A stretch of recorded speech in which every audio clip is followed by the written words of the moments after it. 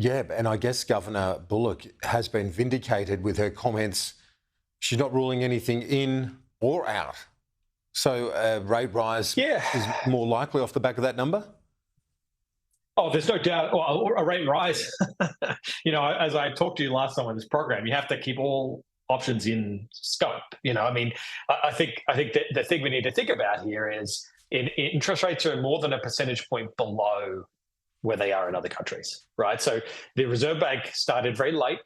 It did a hell of a lot less than other central banks. It sort of pulled off the brake earlier, going like this, I hope I've done enough to control inflation.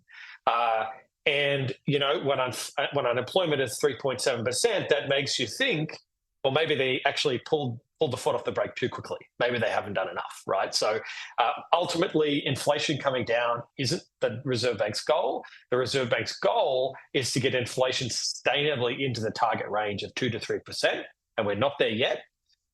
Ultimately, they want to get to the midpoint, which is 2.5%, and currently they don't expect to get there until 2026. If unemployment is at 3.7, that just means the likelihood they'll get there without doing more has just gone down.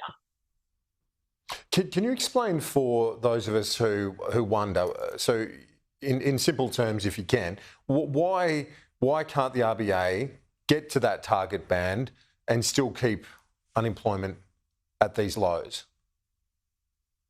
Yeah, I think one thing that you worry about is if markets are too tight, and it's not just the labour market, but it's all sorts of markets. If there's too much demand in the economy based on the supply that the economy can deliver, that pushes prices up.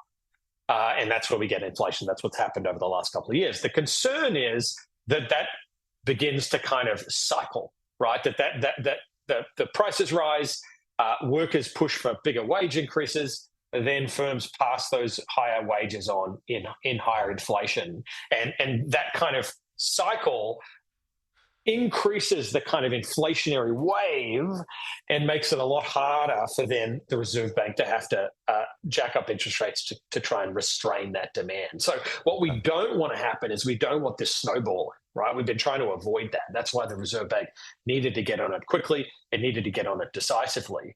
If unemployment is at 3.7, that suggests we haven't restrained things enough, right? So I think ultimately one thing you really want to avoid, and Jerome Powell mentioned this morning, the governor mentioned this the other day, you really don't want to get inflation into the kind of psychology. You don't want people to expect that high inflation to be permanent. And the longer it lasts, the less quickly it comes down, the more likely it becomes entrenched, and the harder it'll be later if we actually want to get back to target.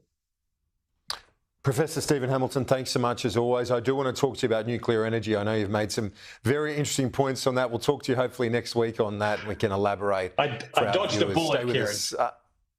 Yeah, we'll do it next week.